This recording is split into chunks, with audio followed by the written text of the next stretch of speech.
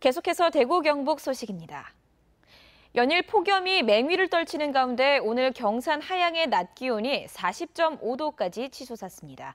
오늘 오후 3시 28분 자동기상 관측 장비 AWS 측정 결과 경산 하양의 기온이 40.5도를 기록했습니다.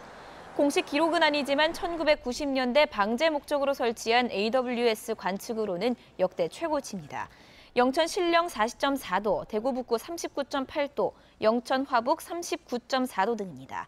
대표 관측 지점에서 측정한 공식 기록으로는 의성 39.4도, 영천 39.1도, 경주 38.8도, 대구와 영덕 38도 등입니다.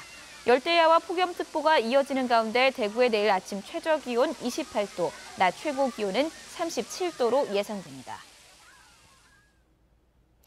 폭염으로 인한 농작물과 가축 폐사 피해가 늘어나고 있습니다. 경상북도에 따르면 상주와 문경, 예천 등 도내 7개 시군에서 농작물 20.2헥타르가 폭염 피해를 입었고 작물별로는 포도, 복숭아, 고추 등의 순으로 피해가 발생했습니다.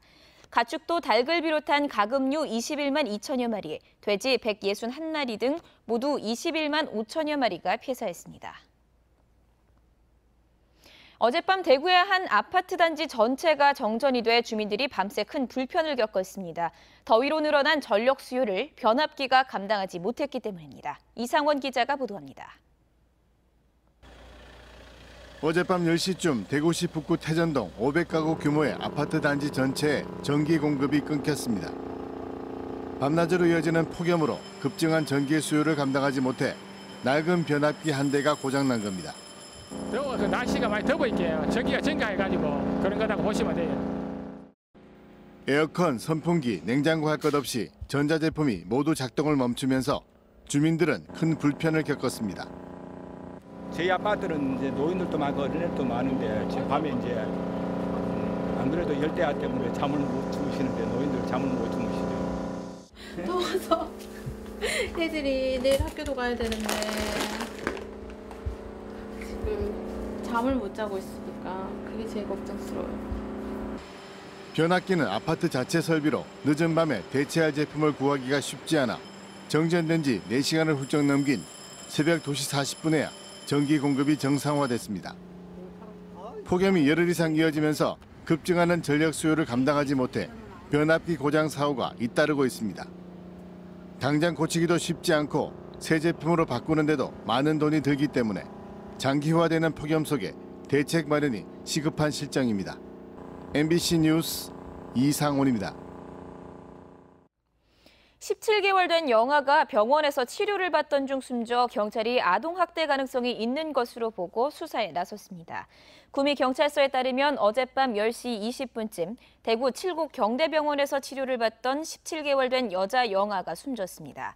해당 병원 의사는 숨진 영아의 얼굴과 몸에 멍자국들이 있고 몸이 야윈데다 병원 도착 당시 이미 의식이 없었다며 경찰에 아동학대 의심 신고를 했습니다. 경찰은 아동학대 의심 사건으로 보고 정확한 사인을 밝히기 위해 부검을 의뢰하고 20대 부모를 상대로 수사하고 있습니다. 대구 도시철도가 싱가포르 센토사의 모노레일 유지 관리를 맡게 됐습니다. 대구시는 센토사 개발공사와 내년 3월부터 5년간 186억 원 규모의 모노레일 운영 서비스 계약을 맺었다며 앞으로 모노레일 정비 서비스 계약에도 나서겠다고 밝혔습니다. 최근 북미 정상회담 회의가 열렸던 센토사는 매년 1,900만 명의 관광객이 찾는 곳으로 센토사 남북 2.1kg을 가르찌르는 센토사 모노레일은 역사 4개를 갖추고 있습니다.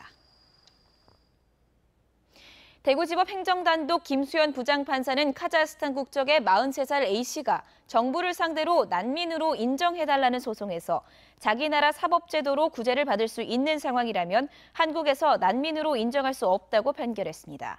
김 판사는 인종차별이나 종교 탄압 등 난민법에 규정한 난민 인정 사유에 해당한다 볼 수 없고 카자흐스탄 법으로 구제받을 수 있는 상황이라고 판단했습니다.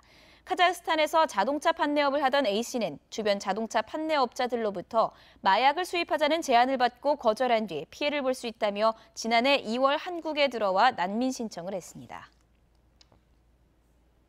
구미에 있는 삼성전자 스마트시티가 네트워크 사업부를 수원으로 이전하려 하자 경북도를 비롯해 지역민들이 반발하고 있습니다.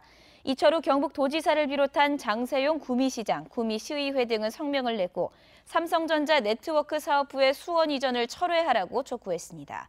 또 구미시 새마을회와 한국자유총연맹 구미지부 등 4개 지역단체는 구미 삼성지키기 범시민운동본부를 구성해 청와대 국민청원 운동을 전개하고 이전 저지를 위한 서명운동을 벌일 계획입니다.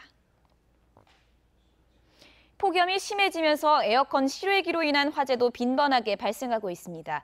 지난 3년간 전국에서 발생한 에어컨 실외기 화재는 567건이며 이 가운데 11명이 인명 피해를 입었습니다. 경북소방본부는 에어컨 실외기는 벽체와 10cm 이상 떨어진 곳에 설치하고 전기 배선의 심한 꺾임 등을 막고 빗물의 유입도 주의할 것을 당부했습니다. 대구시가 올해 국비 23억 원을 투입해 생활 안전용 CCTV 500여 대를 추가로 설치했습니다. 이에 따라 대구시 CCTV 통합 관제센터에서 관제하는 CCTV는 10,000대를 넘어섰습니다. 대구시는 올해 상반기에만 5대 강력범죄를 비롯한 각종 범죄와 화재, 교통사고 등 1,300여 건을 발견해 경찰과 소방서 등에 신고했고 경찰은 이 중 100여 건의 범죄 현장에서 용의자를 검거했다고 밝혔습니다. 대구지법 형사 11단독 김태환 판사는 상습적으로 음주운전을 한 혐의로 기소된 62살 정모 씨에 대해 징역 6개월을 선고했습니다. 무면허인 정 씨는 지난해 5월 28일 오후 4시쯤 경산시 한 농로에서 혈중 알코올 농도 0.116% 상태로 오토바이를 운전해 250m가량 이동한 혐의로 기소됐습니다. 정 씨는 2012년 음주운전으로 벌금 250만 원을 선고받았고 2013년에 음주운전을 하다 다시 적발돼 징역 6개월에 집행유예 2년을 선고받은 적이 있습니다. MBC 5시 뉴스를 마칩니다. 고맙습니다.